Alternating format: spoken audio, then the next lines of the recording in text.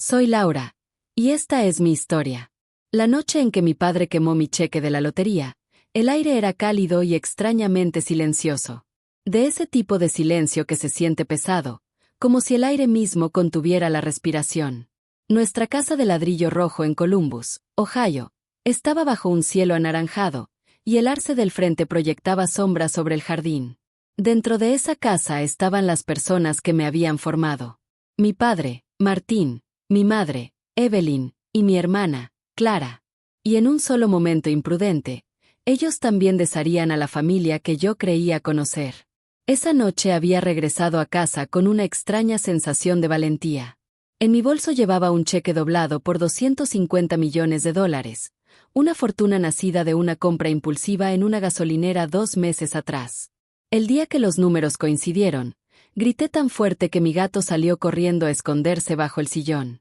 Durante los primeros días no le conté a nadie. Solo me quedé con el conocimiento de que mi vida había cambiado, en silencio, para siempre. Cuando al fin se lo dije a mis padres, sus reacciones no fueron las que imaginé. Mamá lloró, con las manos cubriéndose el rostro, dándole gracias a Dios por nuestra bendición. Clara se quedó congelada. Luego soltó una sola carcajada seca que me hizo sentir incómoda. Y papá, mi padre práctico, trabajador, el que arreglaba todo con un martillo o con un plan, me miró como si acabara de confesar un crimen. Dijo: «Nadie necesita tanto dinero, Laura. Eso cambia a la gente». Tenía razón en una cosa, lo cambió todo, aunque no de la manera que él pensaba. Una semana después, Clara me llamó llorando. Me dijo que había estado pensando, que tal vez podía darle la mitad. La mitad. Lo dijo como si ya fuera suya, como si yo le estuviera quitando el aire. Cuando le dije que no, que la ayudaría algún día, pero que ese dinero era mío para decidir, me colgó. No me volvió a hablar hasta esa noche. Papá me llamó en la mañana y me pidió que fuera a cenar, que necesitábamos hablar como familia. Acepté, queriendo creer en una pequeña posibilidad de paz. Puse el cheque dentro de un sobre. Parte de mí quería mostrárselos, hacerlo real, que se sintieran orgullosos. No entendí que el orgullo ya había desaparecido de esa casa.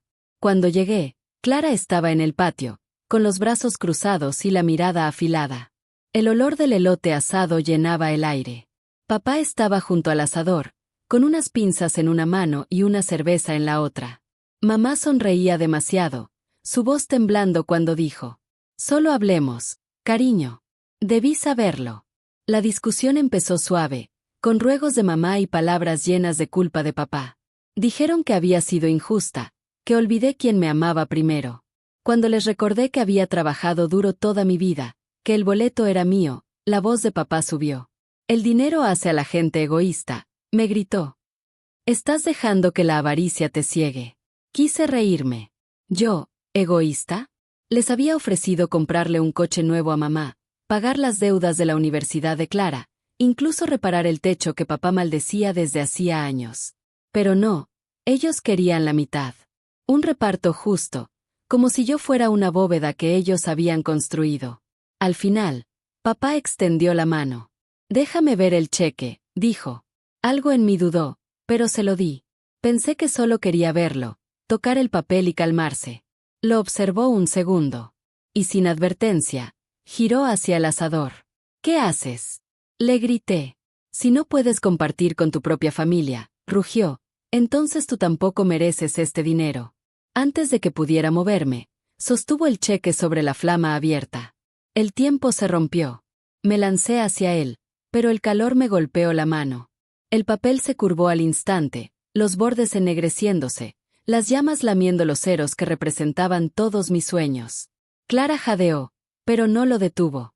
Mamá gritó mi nombre, mitad súplica, mitad reproche, como si yo misma hubiera provocado todo. El aire se llenó con el olor amargo de tinta y fuego. Cuando terminó, solo un pedazo negro cayó al suelo. El humo se elevó como una bandera cruel, marcando el fin de algo invisible pero real. El pecho de papá subía y bajaba, su rostro rojo, orgulloso, justificado. «Ahí está», dijo. «Ahora nadie lo tiene». Lo miré. Ese hombre que me había enseñado a andar en bicicleta, que solía cargarme dormida desde el coche hasta la cama. Me parecía un extraño. Quemaste mi futuro, susurré. Él bufó. Tú quemaste a esta familia en el momento en que dijiste que no. Me fui. No grité, no lloré. Solo caminé hacia mi auto, con las palmas aún ardiendo por el calor. La casa detrás de mí brillaba débilmente bajo el atardecer. Mientras me alejaba, escuché a mamá llamarme, pero su voz se perdió, devorada por la noche. Lo que ellos no sabían, lo que casi me hizo sonreír entre el dolor, era que el cheque no era el dinero. Era solo papel. El día anterior, mi abogado, el señor Reed, había transferido los 250 millones de manera segura a mi cuenta privada. Me miró directo a los ojos cuando dijo: el papel se quema. Los números se quedan. No imaginaba cuán cierto sería eso. Al llegar a mi departamento en el centro de Columbus, me quedé un largo rato en la oscuridad. Las luces de la ciudad parpadeaban bajo mi ventana, los autos susurraban por las calles, y dejé que el silencio me envolviera. Pensé en todos los años que traté de hacerlos sentir orgullosos. Los turnos dobles, el dinero que enviaba a casa, las veces que perdoné sus palabras hirientes. Y aún así, una sola negativa convirtió el amor en fuego. Serví una copa de vino tinto y llamé al señor Reed. Ya está hecho, le dije. Lo quemaron. Guardó silencio unos segundos. Entonces qué bueno que me hiciste caso, respondió. Sí, contesté suavemente. Qué bueno que lo hice. Me preguntó si quería reportar algo, pero dije que no. ¿Para qué? ¿Qué podía hacer la policía? ¿Arrestar a un hombre por quemar un símbolo? El dinero estaba a salvo. Yo también. Pero algo dentro de mí se había convertido en cenizas, igual que ese cheque. Me acerqué a la ventana y miré la ciudad extendiéndose frente a mí. Más allá de esas luces estaban las posibilidades. Nueva York, quizá Los Ángeles, tal vez Londres. Por primera vez, el mundo se sentía abierto, aunque vacío. Entendí que la riqueza no repararía lo que se había roto en ese patio. Aún así, me daba algo que nunca había tenido: libertad para irme. Esa noche empaqué una sola maleta. Por la mañana, me iría lejos, de esa casa donde el amor era condicional y la lealtad se había quemado más rápido que el papel. El fuego se llevó un cheque, pero me dejó claridad. Ellos creyeron que las llamas habían acabado con mi fortuna. En realidad, fue el comienzo de mi libertad. Cuando dejé Ohio, sentí que salía de una tormenta que había durado toda mi vida. El aire del avión rumbo a Nueva York era delgado y seco.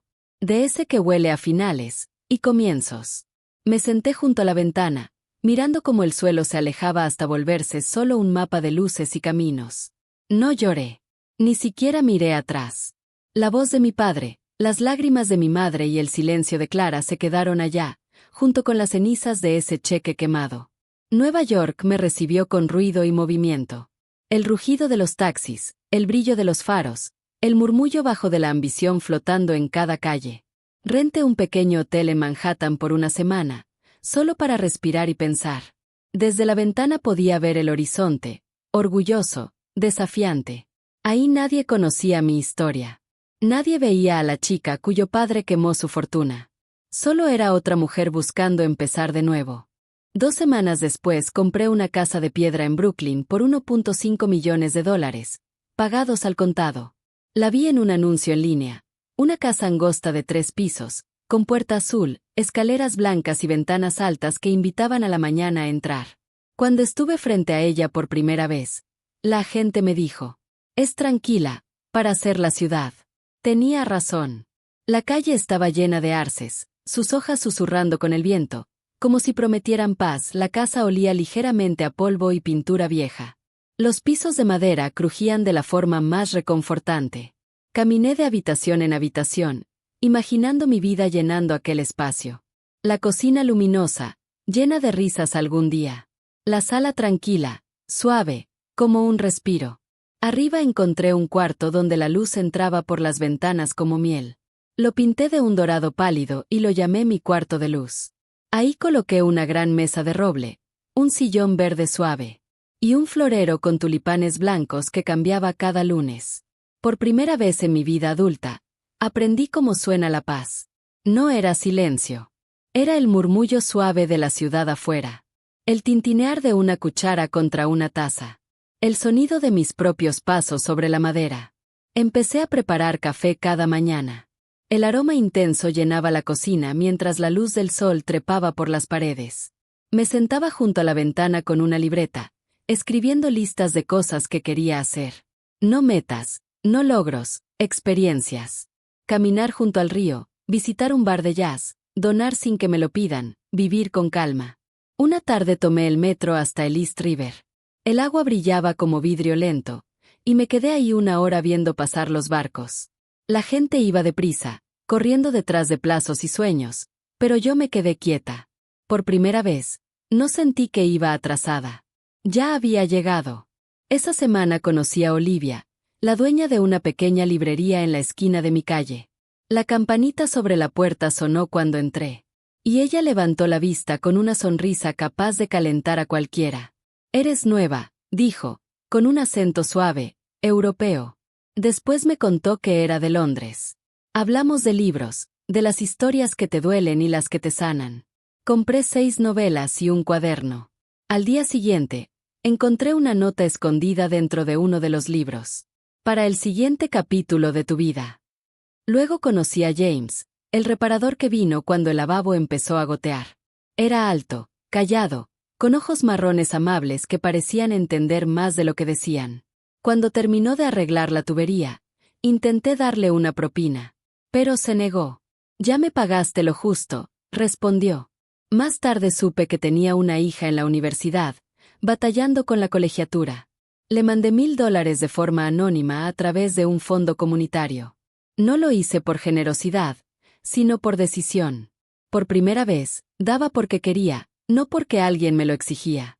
Una semana después de mudarme, empezaron las llamadas. Primero mamá. Su voz temblaba en la línea, cargada de culpa. «Laura, tu padre no lo hizo con intención. Todos estábamos alterados. ¿Podemos hablar?» Luego papá llamó.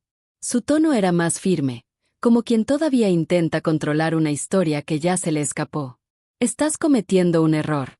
Laura. La familia lo es todo. No puedes simplemente dejarnos fuera». Y después Clara. Ella no se disculpó. Solo dijo: «Has cambiado. Crees que el dinero te hace mejor que nosotros». No grité. No me defendí. Les dije las mismas 4 palabras a cada uno. «No.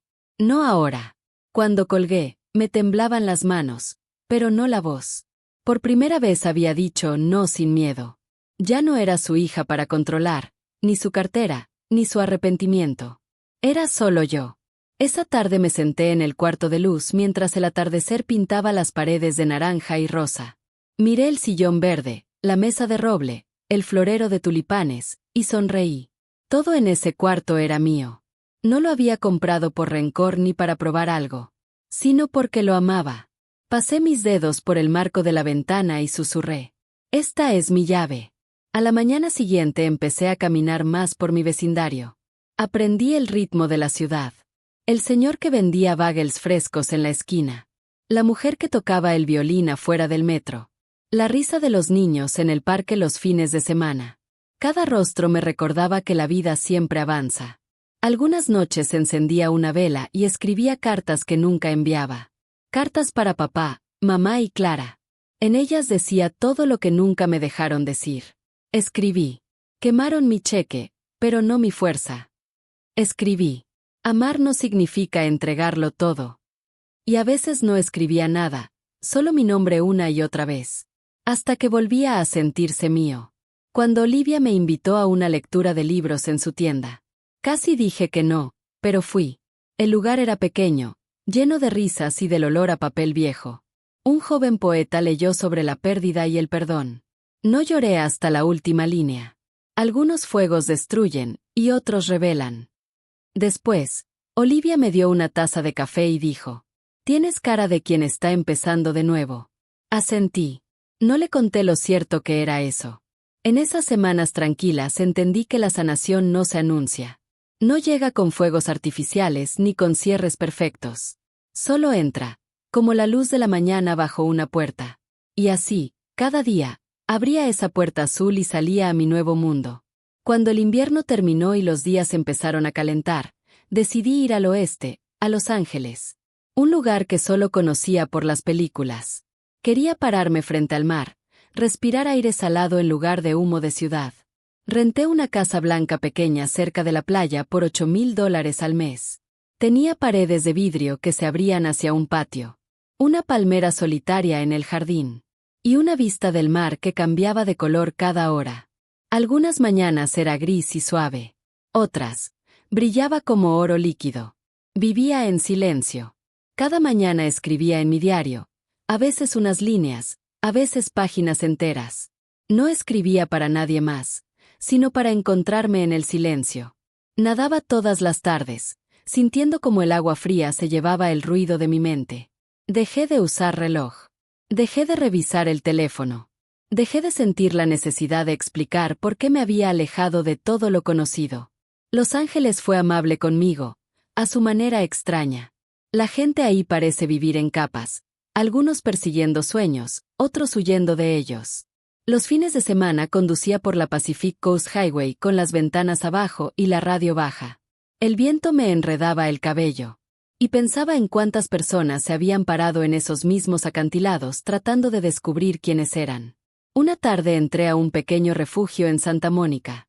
Un cartel escrito a mano en la puerta decía: "Se aceptan voluntarios". Adentro, una mujer llamada María pintaba una pared color limón. Su sonrisa era cálida pero cansada. Me contó que el refugio estaba pasando por momentos difíciles. Techos con goteras, camas rotas, pocos fondos para las comidas. Le pregunté qué necesitaba más. Ella sonrió con tristeza y dijo: "Esperanza, principalmente, y quizá pintura que no se caiga". Esa noche transferí $50,000 a la cuenta del refugio. La semana siguiente, el lugar olía a pintura fresca y a nuevos comienzos. Las mujeres ahí me abrazaron, aunque no sabían mi nombre completo. No les hablé de la lotería, ni del fuego. Solo les dije que quería ayudar. Por primera vez, dar se sintió puro, sin la sombra de la obligación. Pero la paz rara vez es gratuita. Siempre cobra algo a cambio. Mi familia empezó a contactarme otra vez. Con más frecuencia, con más desesperación. Papá enviaba mensajes largos, confusos, que empezaban con disculpas y terminaban en culpa. "Ya probaste tu punto, Laura. Ya tuviste tu espacio. Ahora haz lo correcto". Mamá dejaba mensajes de voz tarde en la noche. Su voz quebrándose mientras decía que no podía dormir. Me rogaba que volviera, que hablara con ellos. Que recordara que seguimos siendo tu familia. Y luego vino Clara. Ella no llamó. Fue pública. Publicó fotos mías, viejas, de nuestra infancia. Y escribió pies de foto como: "El dinero cambia a la gente". Mi hermana olvidó quién era. La gente compartió sus publicaciones, dejando comentarios llenos de lástima y juicio. ¿Cómo puede abandonar a su familia?, decían. ¿Cómo puede vivir consigo misma? No respondí. No me defendí.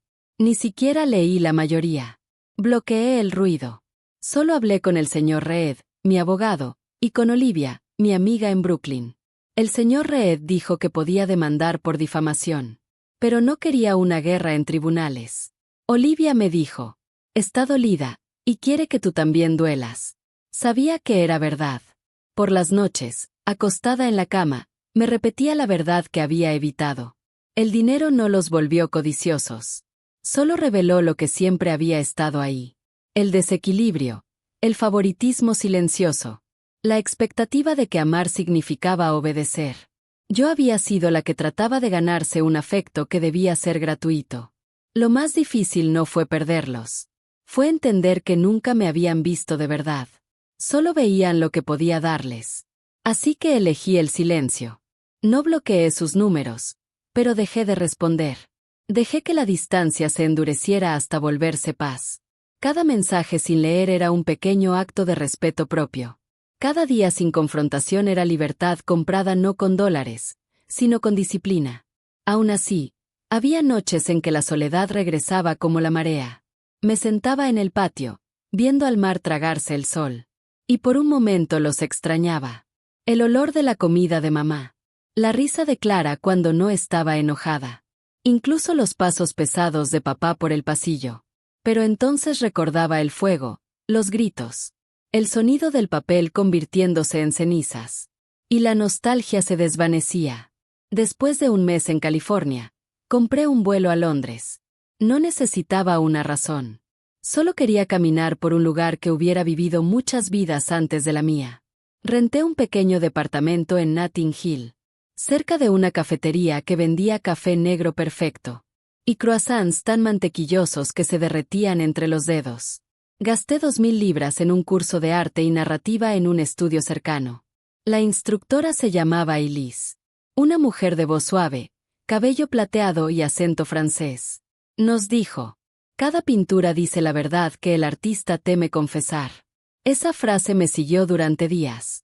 Pinté una escena de fuego, naranja, dorado y humo gris elevándose. Pero en el centro dibujé a una mujer de pie, de espaldas, serena, intacta. Cuando Elise la vio, dijo: eso es paz. Cuesta más que el dinero. En Londres caminé por parques viejos bordeados de árboles desnudos. El aire olía a lluvia y piedra. La gente hablaba en voz baja, y nadie sabía quién era yo. Me gustaba eso. Me gustaba ser nadie. Pero después de una semana, empecé a extrañar el ritmo de casa. El aroma del café neoyorquino. El sonido del metro, los mensajes alegres de Olivia sobre los nuevos envíos de libros me hacían falta. Así que volé de regreso a Estados Unidos, de vuelta a la vida que estaba construyendo en silencio entre las cenizas. Cuando el avión aterrizó, miré el horizonte de la ciudad y sentí algo que no había sentido en meses: pertenencia.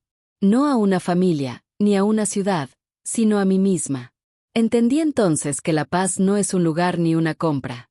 Es la decisión de dejar de permitir que el dolor rente espacio dentro de ti.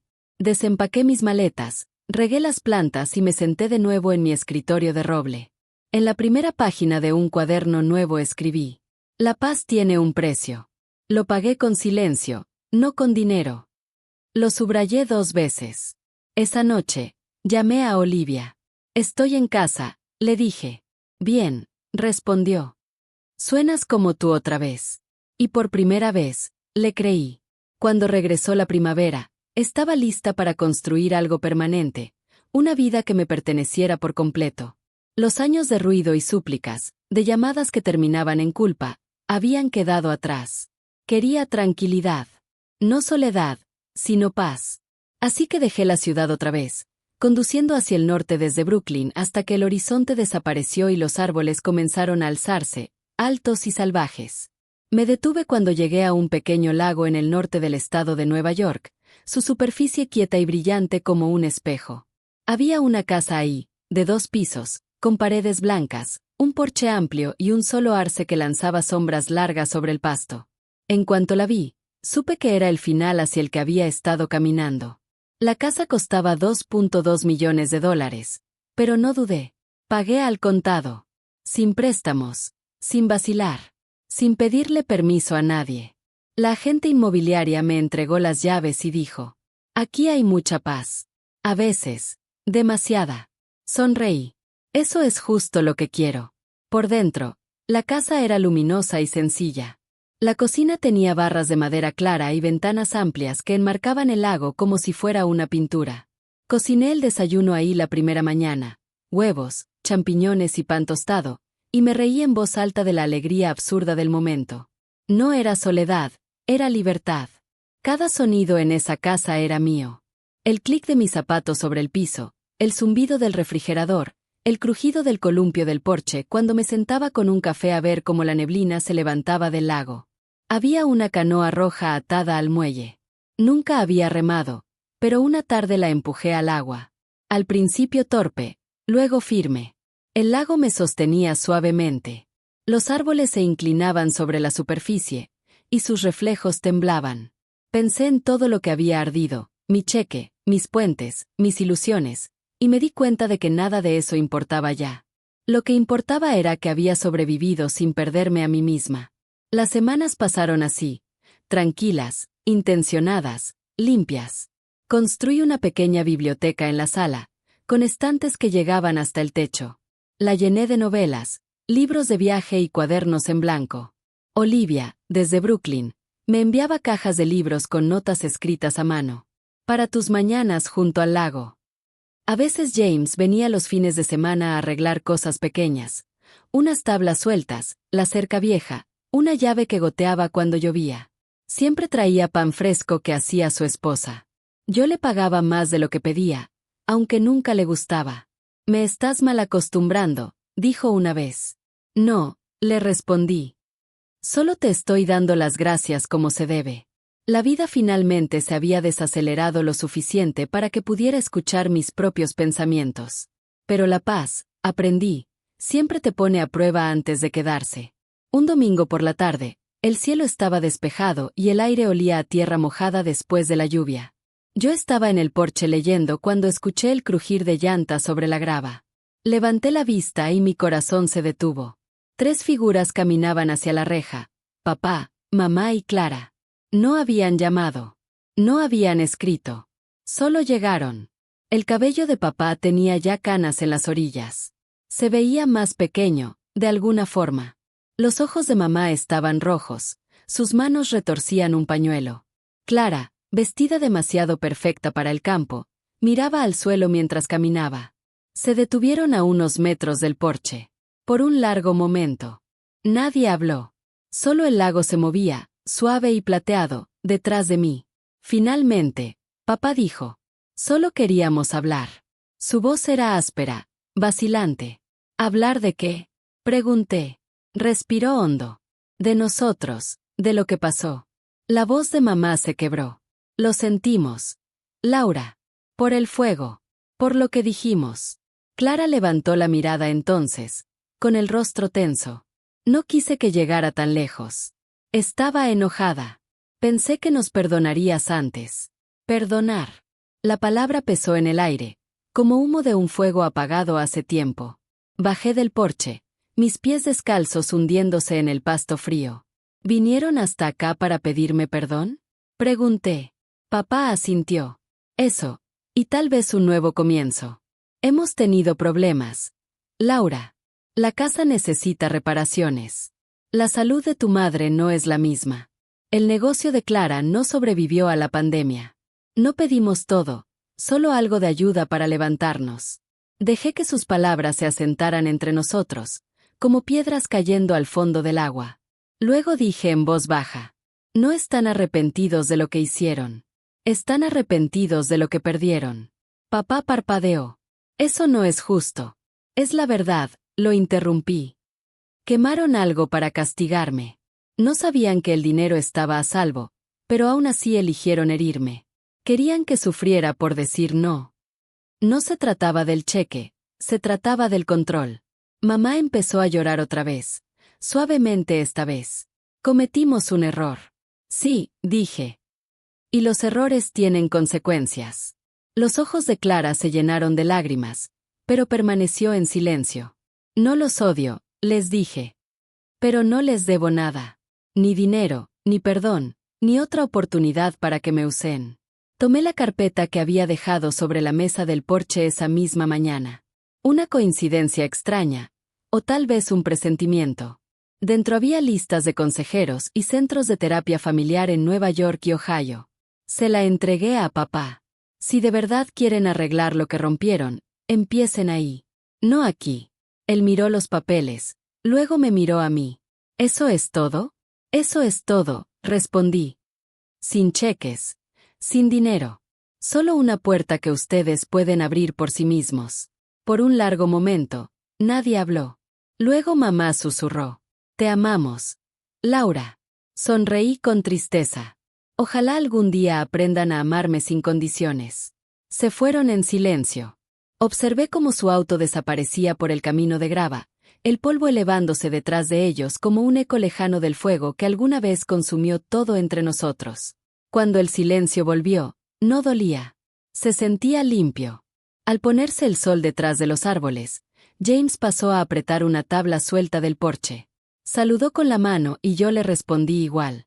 Más tarde, mi teléfono vibró con un mensaje de Olivia. «Nuevo escaparate en la librería. Ojalá estuvieras aquí para verlo». Un segundo mensaje llegó de parte del señor Reed. «Orgulloso de tus límites». Me senté en los escalones con una taza de té, mirando cómo el cielo se volvía rosa suave. El lago reflejaba ese color como un espejo.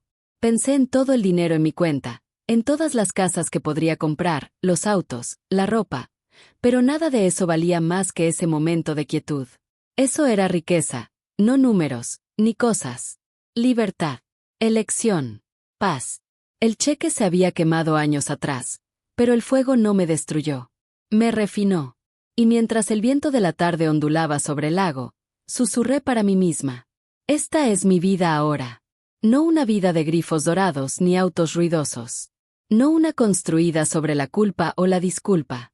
Una vida con llaves que son mías, habitaciones que amo y personas en quienes confío. El dinero se quedó.